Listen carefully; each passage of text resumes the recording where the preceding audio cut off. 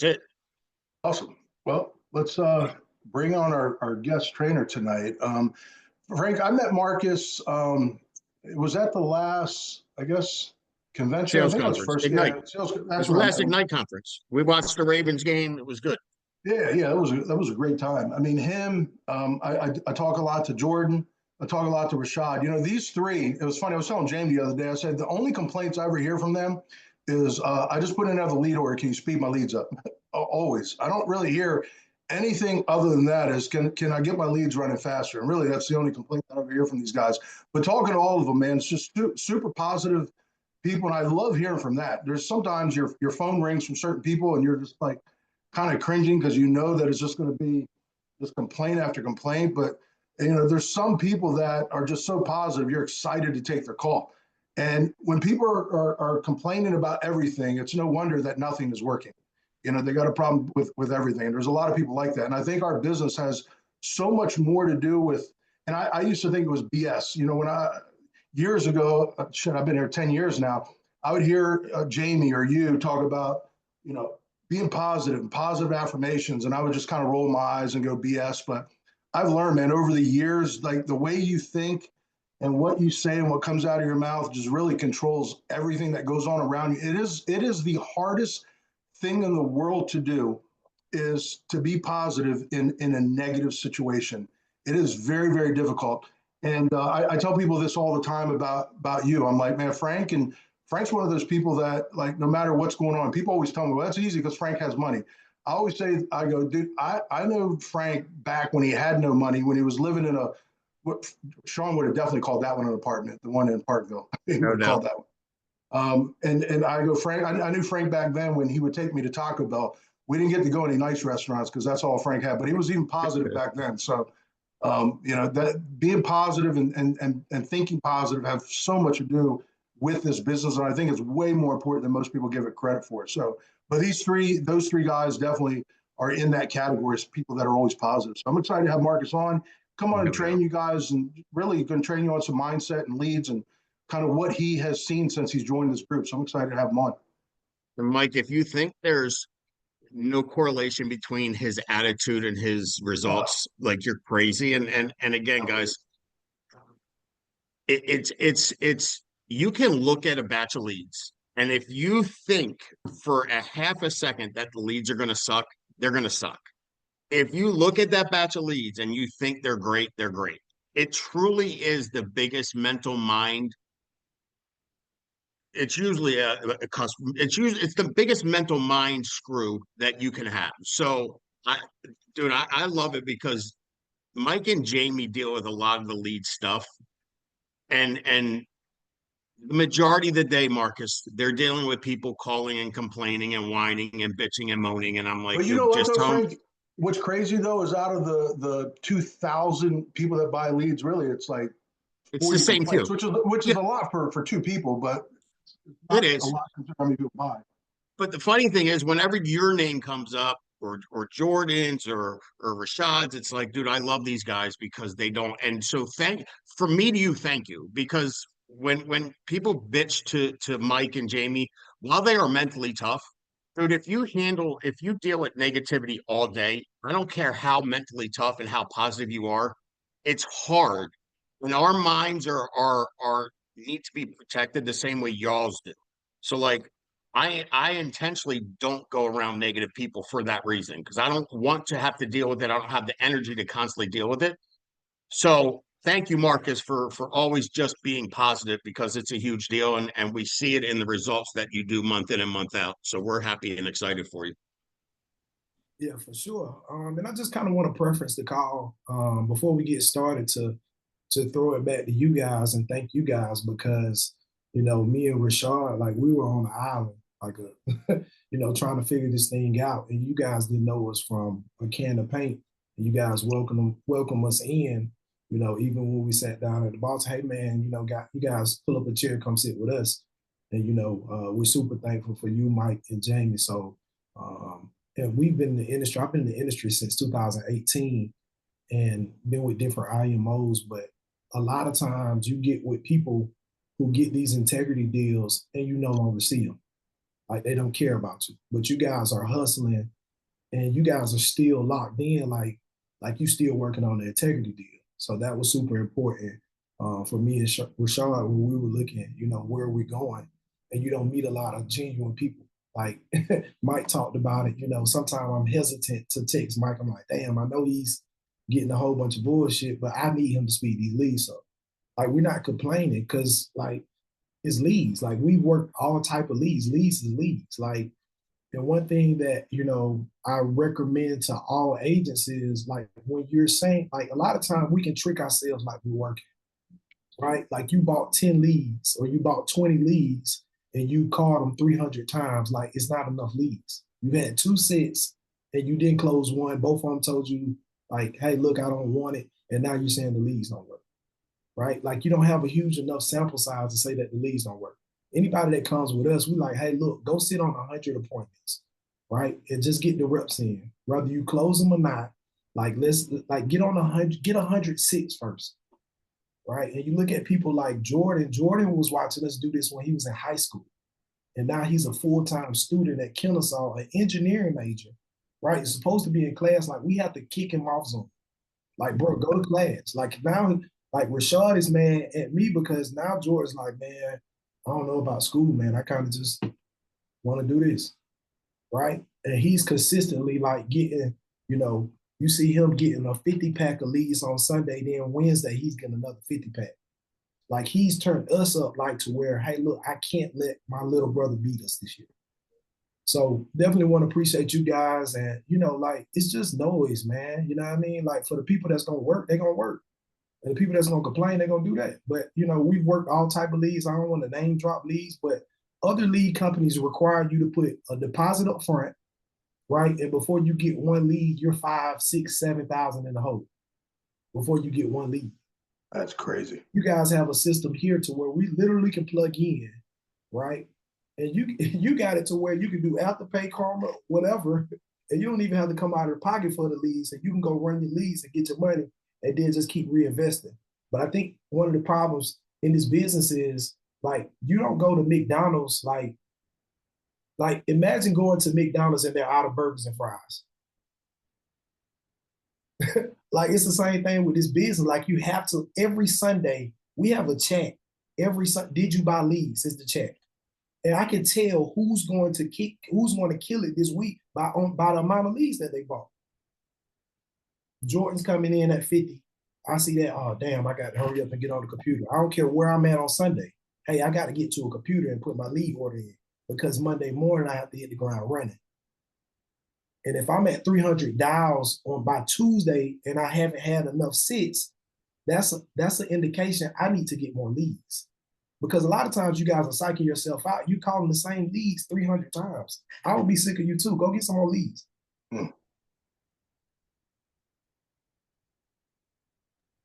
So when you're not having a great week, Marcus, that's where I think you know, you get yourself pumped up, you put a little money aside to buy leads, you buy the leads, and maybe you haven't had the success you want.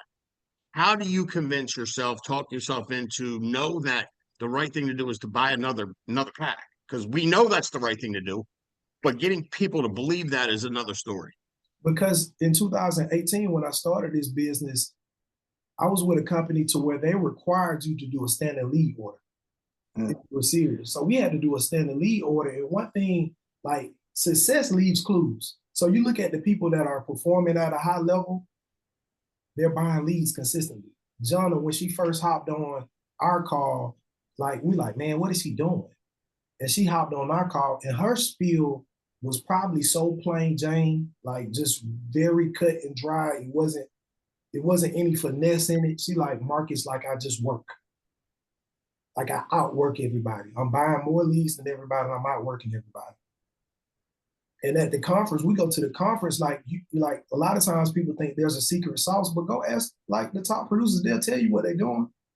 How many leads are you buying? What time are you dialing? How many times are you dialing each lead? And that was a game changer. Hey, look, you're dialing 2 times, you need to be dialing 3. Right? And before you like get closure on the lead, you need 9 contacts. right? 3 in the morning, 3 in the afternoon, send a text message, like, and I think people like they trick themselves into thinking like, oh, these people don't want to be bothered. Yes, they do. They filled out a form. Like I would never go on Facebook and fill out a form and put my name, my address, my beneficiary, and then you got it now to where it's OTP to where, you have to send a code and you have to confirm. Like they do a lot to put this information in. So when I'm calling the lead and they try to act like I'm bothering them, I'm like, hold on. Like, wait a minute. Like, is your name not so-and-so, so-and-so? Is your date of birth not? Is your beneficiary? Okay, yeah, I think you have me confused. I'm not a telemarketer. I'm not calling you to solicit. I'm calling you to get the information that you requested out. Oh yeah, Marcus, you're right. My bad.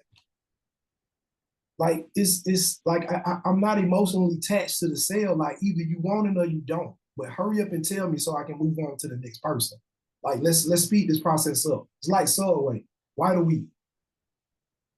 Which one you want? Like hurry up and tell me something, right? So I can move on. Because I got a lot of leads and I need to text Mike and tell him to speed this lead order up. Hey, Marcus, were you working vet leads before you got here, or was it another lead type? And I'm not sure if I can say the company's name, but the leads I was running were final expense leads. Got it. All right. So what got you on vet leads? Just you saw that's what everyone was working to have a success with? Jonah had, I'm not sure what the young lady named. Jonah had a young lady on the call and we were just having a dial session. And she said something along the lines, and at this time we were kind of in between IMOs. And she said, I'm working vet leads. And I'm like, what is vet leads? You can thank Dom for them leads being here. Yeah. We heard the spiel and it just made sense. Like veterans, they have disposable income, right? And she was like, hey, look, I'm doing 20,000 in a month. And she was just like, hey, look, I'm hopping off, guys. Like, you don't even. She had Aphrodite on. Yeah, Aphrodite kills it. Yeah. So she was killing it at the time, and it just made sense. Like we were working like final expense leads from some company that was probably like, raping us as far as calls. But what's the alternative? You gonna pick up the phone book and just call people that don't want it, try to sell them on it?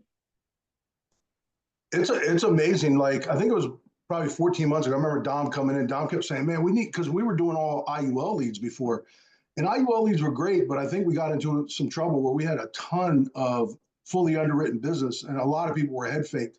Thought we were doing a lot better than what we were with the amount of business we were writing, but so much of it was fully underwritten. Dom kept saying, "Man, we got to do vet leads, vet leads, vet leads," and I'm like, "Dude, everyone's running this. How many can there be?" And he kept saying, "Doing it, do it." And so we got him up, and then slowly, man, people started killing it. But yeah, when Dom brought that, I'm like, "What are you talking about, vet leads?" We looked at it, and then finally got some things rolling. But I'm excited watching what you and watching what other people are doing, man. It's awesome. So it wasn't hard for you to switch from final expense to vet, right? Conversation pretty much the same. Yeah, we just switched it. Like we didn't even change the script, and like even at this point, like I still have a script in front of me. We just put vet where final expense is. Hey. And we just run the lead. Like people are looking for help. And I think like a lot of times, like we don't understand that people need this. And I think when I first started, I remember being so terrified. This was when we were still doing in-home. I remember being so terrified to go into the client's house. And I finally went in, and that was my first death claim. My first policy I ever wrote was a death claim. And that moment, I'm like, oh, okay, God, like this is where I'm supposed to be at. And I remember how that felt like listening to the spouse say, hey, Marcus, I wasn't sure that if it was going to work, but it worked exactly how you, like the claim paid out. Or another living benefit claim. Like last year, I did 3 living benefit claims. Wow. That's awesome. Yeah. So what we do, like and that's the mindset I'm going into when I'm picking up the phone and I'm dialing. I'm like, these people need help. If I don't like, hey, look, you can do like, even if a client say, hey, look, I'm no longer interested. Hey, look, it's my obligation to get it out to you. Whatever you do with from there is on you. But I'm required to they pay me to get this information out to you. So I just got to get the information out to you. So do me a favor, go ahead and grab a pen and paper so I can release liability on my end. I think that's huge. Can you hit on that a little bit? Because all the successful agents that I've ever talked to, they all have the mindset of we have to serve and help these people. And Sean said this a long time ago, and it stuck with me. When it stops becoming about money and it becomes about helping people, it's a wrap. This becomes super easy. Yeah. Easier said than done when you're broke, but I don't know necessarily it's not impossible. And you just said we first of all, you get your first death claim, you file some living benefit claims. It changes you and the way you view this industry. But if you don't have that, Marcus, how do people switch from I've got to make a sale to I've got to serve these people? Because it's super important what we do. I mean, so important. And you know that when someone calls you and they need that money because their loved one passed away. I think the reality of it is in any type of industry that you're in, if you're just doing it for the money, you're not gonna be successful. You see what I'm saying? So like you have to like in this industry, yes, we make good money, but we make good money because we're serving people. So like when we like set goals for the day, it's not like APV goals. Like we're not saying, hey, look, I want to do this much in APV. No, I want to go out and help 5 families today. Whether that's a $50 policy, a $200 policy, a $300, I don't care what it is. I just need to go help some. Like a lot of times, we probably talk clients down. Like, hey, look, based on budget, I don't think you can afford it. Let's do it at this amount.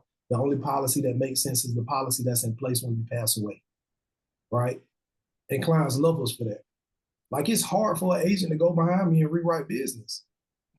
Like all my clients have my personal phone number. And I'm answering the phone. I did real estate. Like clients used to call me all times of the night. These people don't call like that. You give them their number, they might not even call.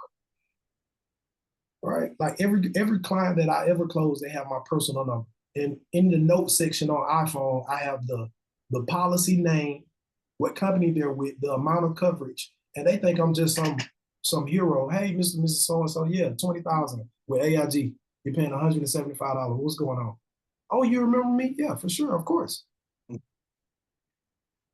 But we got to start being like actual professionals, right? Instead of just saying, hey, look, what's in it for me? What's in it for me? And I think that's one of the things that attracted me to Mike, Frank, and Jamie.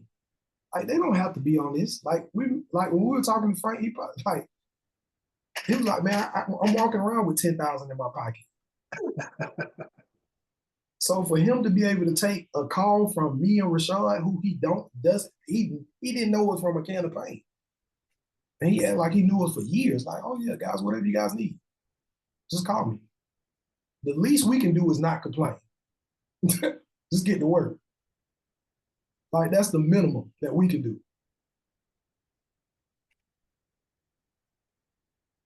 You're muted, Frank. I know. I was talking to Jamie. I'm like, that's like that's how Marcus, how I've always felt about Sean. Like, dude, he's done so much for us. The least I can do for him is not dump crap on him. Now, if there's a problem, like a real problem, dude, he's always there to help. But I don't in 15 years, and Dom can probably say the same. Trey, Mike, now 10 years.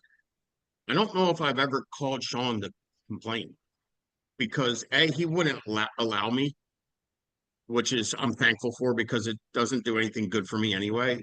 And B, I respect him too much to complain about something that deep down inside I know if I'm not having the result, it's my fault, not anybody else's. So you just got to identify what you're doing wrong and make the adjustments as opposed to trying to point blame and complain about something that's not the case. Because that's all this is. I mean, when Marcus is having a bad day, Marcus don't call Mike and go, the lead suck. Marcus goes, I suck. I guarantee it. He didn't say that, but I know that's how he thinks. Rashad, Jordan, that's how winners think, right? Yeah, and another book, if you haven't read it, another book that really kind of changed my perspective about the whole business is a book called Extreme Ownership. And it just talks about, like, hey, look, this idea of dichotomy of control. There's a small window of things that I can control, right? Activity and attitude. Like I remember, and I'm pretty sure Jordan on mine, like, because that's our little brother.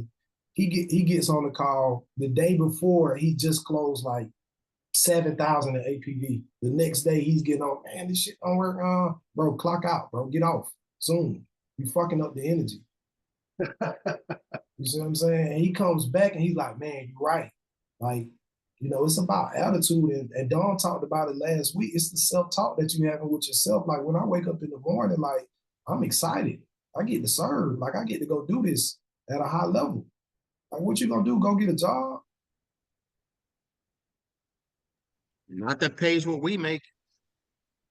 And by the time you do that, it's gonna take probably 2 months for a check to cut. You got to go to an interview. Well, and here's Yeah. what's funny. I always ask people, like, where you do know, like, if you're a high level CEO, what's $200,000, $300,000 a year, high level CEO salary? You know, those fools are working 90 to 100 hours a week. But people have a problem working 60. I'm going, like, dude, you got to either change your goals or change your schedule, like one or the other, because they're not lining up. Like, your goals line up with your activity. That's how we know you're going to hit them. Can you talk a little bit about how I get a lot of this now with newer agents, and I'm not in the field anymore, Marcus. So it's hard for me to know how to handle this because face to face is very different than virtual. I'm not going to pretend that it's the same thing because it's not.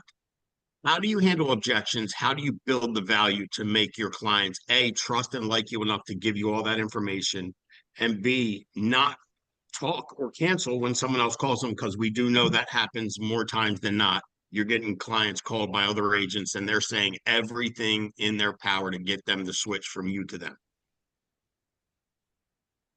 So the question, I'm assuming the question that you're asking is a new agent, you know, how are we overcoming objections ultimately? So the biggest thing is like, it's the script. It's all in the script that we use, like the questions that we're asking before we giving quotes, right? Before we're saying, hey, look, these are the numbers. There are certain questions that we're asking.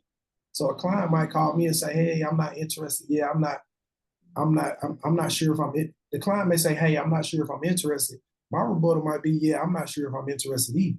Like, I'm not even sure if you qualify for it. This isn't something that you can just buy. You have to qualify for it. I'll do my best to make sure that you get qualified for it, but you have to be honest with me. You build a value. Like when I get ready to present the numbers, I'm not saying, hey, do you want 10, 20, or 30,000? Jamie covered this like on the call that she did. I'm saying, hey, do you want to leave Frank with 10,000, 20,000, or 30,000?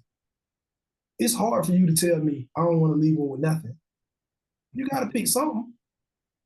Not just be quiet. I think that's big because that silence freaks a lot of people out. And I was always taught the first one to talk loses, Right. right? Um, so you and again, there's three major objections. I'm not interested, I already got it, or I can't afford it, right? And they're all boiled down to most of them, I don't like or trust. That's what I was always told, and I still believe that to be true. If someone doesn't want to do business with you, it's usually not about price because they already know it's going to cost money. You haven't found what they can afford, and they don't like or trust you. What are you doing at the end of your calls to make sure you do a really good job at it? Jordan, Rashad, Amaka does a really good job where people, if someone else calls them and talks, they call y'all and go, hey, so-and-so's calling me from this company saying they can do this, this, and this. What's up? How do you get them to do that with you as opposed to just not call you and maybe call the insurance company, cancel and go with someone else? How are you building that relationship with that client so that he knows you, he's your guy and you're his guy? Well, before we do anything, so like a lot of times we may pick up the phone like, yeah, I just want the post. Yeah, the state of Georgia just requires, it's my fiduciary responsibility to give you my license information. Do me a favor, go get a pen and paper. So not only am I going to have them write down my license information in my name, I'm sending them to my verified site. And if they don't want to do that, I'm not going any further. Like it stops there. Oh, I don't have time to do this. Well, I don't have time to go over.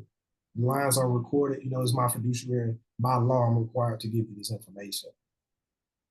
And if you're not willing to go that far, like it's going to be hard for me to get your social, your bank account information, all those. And even before we go to the numbers, I'm asking, hey, Frank, now if we do find something that makes sense and fits in budget, are there any other reasons outside of those two reasons that you wouldn't want to submit in an application today?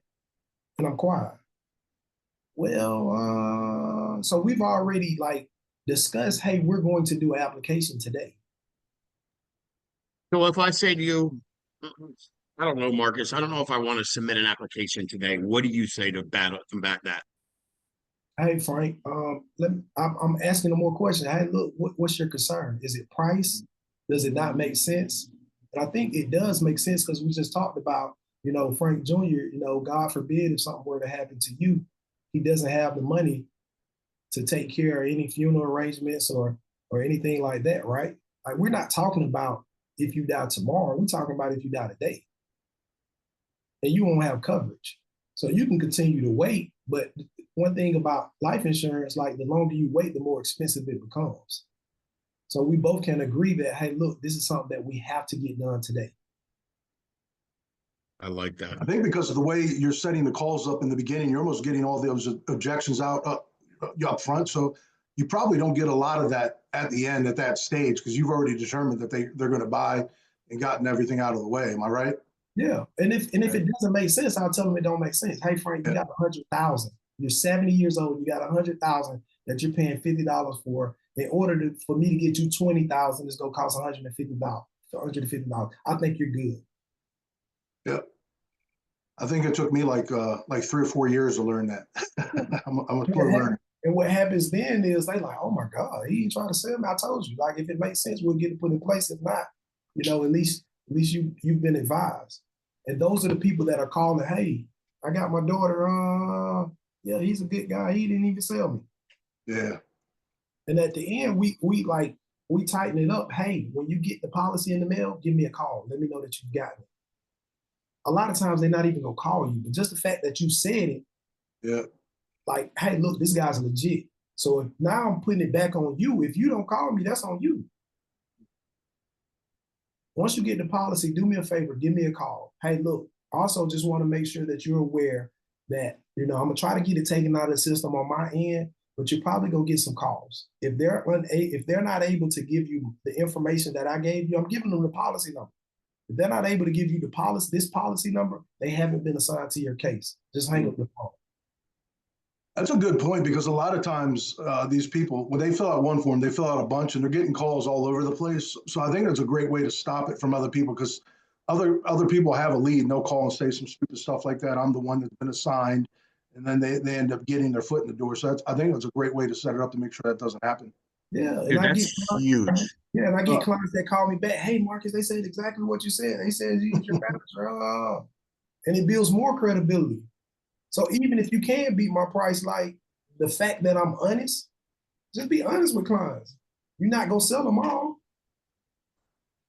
In this day and age, with these type of leads that we're working, it happens a lot. People that fill out forms don't just fill out one. But even back in the day when we were getting direct mail, they filled it out. But I think it's even worse with these kind of people. They just fill out stuff all over the place. I'm like one of those people. I buy probably more stuff off of Facebook. Man, my wife gets so mad at me. She's like, "What are you doing?" I wanted a new front door. I filled it out on Facebook. I want a new siding. I filled it on Facebook. I bought some brand new toothpaste on Facebook.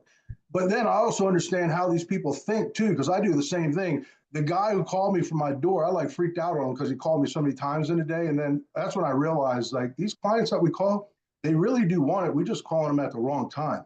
And that guy called my phone like 10 times. I picked it up and like started cussing at him. And I still wanted the door. I ended up getting it a week later, but I understand how these people think. I was so pissed off. That guy blew my phone up. But yeah, now I understand how these people think because I'm one of those people. I love buying things on Facebook. And if you like the type of client that just like, are you shopping for insurance agents or are you shopping for insurance? Mm-hmm. Like everybody that call you like, you put in an application with them. Like I'm also asking that. So, hey, have you been shopping this around for a while? Like I'm asking that in the beginning. Yeah, I've been shopping around for, okay, so why didn't we get it put in place? That's strong. What's his typical response? Prices was I didn't feel comfortable so I'm already like, yeah, like I'm already like writing that down. Hey, look, prices was an issue. The agent, was an issue, but I've given you something in the beginning, so now you feel comfortable with it. Hey, that license number that you got, that's kind of like my social with the Department of Insurance. So now you have something from me. You're more comfortable. Okay, yeah, my last agent didn't do this. I think with the number of leads that you guys get, you're able to be a lot more relaxed like you are now. I've been at the point where I didn't have a lot of leads and I was more stressed where I had to make a sale. And then I've been to the point where I had way too many leads. And I love having too many leads because it makes life very, very simple. What got you to the point where you guys started buying leads twice a week? Because a lot of times people buy leads just Sunday, but you guys do it differently than most people. You do a batch on Sunday and then you do another batch on Wednesday. What got you guys into that type of buying? Because it definitely seems to be the formula that works. Being on these calls, because a lot of times, like we can like think that we can outsmart the system. Like, oh yeah, I can just buy 20 and do the same numbers as Jonah. Yeah. You know, and then you invite her, somebody like her on a call, and she's busy all day. Like we can't even get off mute because she's appointment. And it's like, oh, activity. This is an activity business. Like when we started in 2018, all I've ever known is to run leads. Like I didn't come from the other organization to where, you know, you calling family and friends, but that just it eliminates a lot of the process because these are people that are actually interested. Did you run leads in the real estate business? How did you find clients in the real estate world? So we were doing door to door. So I was doing mortgages. Okay. Yeah. You were doing mortgages without leads. Yeah. So when you started buying leads, we got a lot of folks I think the greatest thing Mike did was put on reoccurring leads orders options. Because when we used to drop mail, if I couldn't cancel an order this week and pick it back up next week. If I canceled it today, it took 5 weeks for it to stop dripping. And it almost seemed like every time you canceled a lead order, they would drop 7 times as much mail just because they wanted to make it seem like this is a really dumb move. I'm going to cost you more money than it would have if you'd just kept it going on. But a lot of folks are nervous, fearful, scared. I'm not going to ask you if you were scared because I know you weren't scared, but was it uncomfortable for you? And then when you started buying them regularly and then you went from buying them once a week to twice a week, was it uncomfortable for you? How'd you convince yourself that it's the right thing to do, or do you just believe in yourself that much? Yeah, I think like even now, sometimes I'm still scared. Like I remember like in 2019 when I first started, I remember like me having to pay rent and me taking my rent money and buying leads because I understood if I pay rent, I'm still gonna have an income, I'm still gonna have a cash flow problem. So I remember saying, hey, I remember talking to Rashad, and this is when like we were driving, we would literally fly out to other states to run appointments, physically run appointments. I'm like, bro, like I can pay rent or I can buy leads. And he's like, man, we're gonna have the same problem next month if you pay rent. You already broke. You can't get no broker. So just get the leads. And I remember like buying leads, and within 2 days I had rent plus on. And that's when it clicked, like, oh, okay. And you hear people saying it, you hear your mentors, you hear top producers saying it, but when you really, and I'm not telling anybody to go do this, but at that time, like I didn't have another option. Mike's done that. I think everybody that's made it has done that at some point. You can pull any of them. And I love the advice. You can't get much broker. It's like people go, put leads on a credit card. I don't have a credit card. Why? My credit's awful. Okay. Well, you can't, your credit ain't going to get that much worse. It's already terrible. Like when we started in this business, Marcus, our credit was bad. We had short sale of house. We lost everything coming out of the mortgage business in 2008 and 9. We didn't really have any credit, but we also did the same thing. We bought leads before we paid our cell phone bills, before we paid our rent at that point in time. Sometimes the energy bill, they'd be calling us like, hey, we're gonna shut your power off. I'm like, bro, it's 7 degrees outside. I've got kids, young ones, babies. Please don't. You know what I mean? So I don't know how you get someone to believe, because dude, you didn't believe in yourself, you wouldn't do it. Like, it doesn't matter. It wouldn't matter what Rashad said to you. If you didn't believe in yourself, you wouldn't have done it. Where did that belief come from? Or has it just been there? Or has it just gotten better and stronger as you've been in business for yourself? I think, Dom talked about it, the self-talk.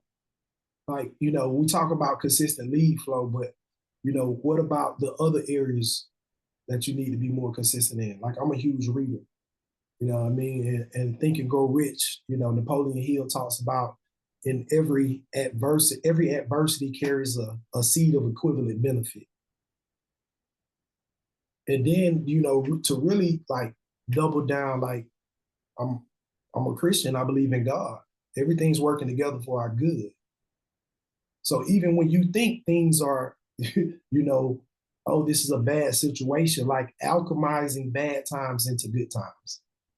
Like tricking your mind to say, hey, look, this isn't a bad situation. This is being orchestrated to work together for my good.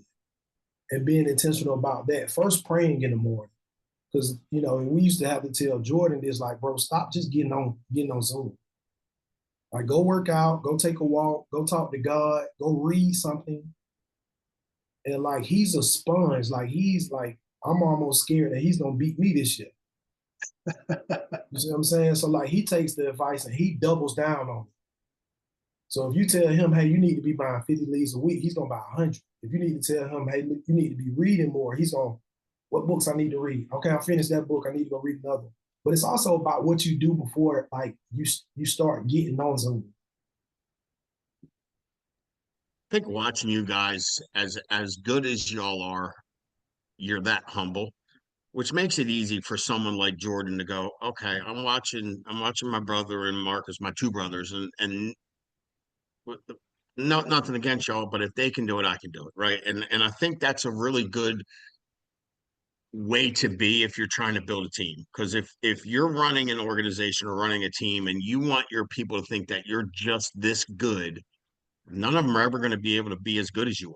But when you guys act the way you act and you humble yourself and you just talk about the basic stuff, reading, praying, you know, working, buying leads, that's simple stuff that anybody should feel comfortable going, hey, if they can do it, I can do it, right? I think that's a big deal.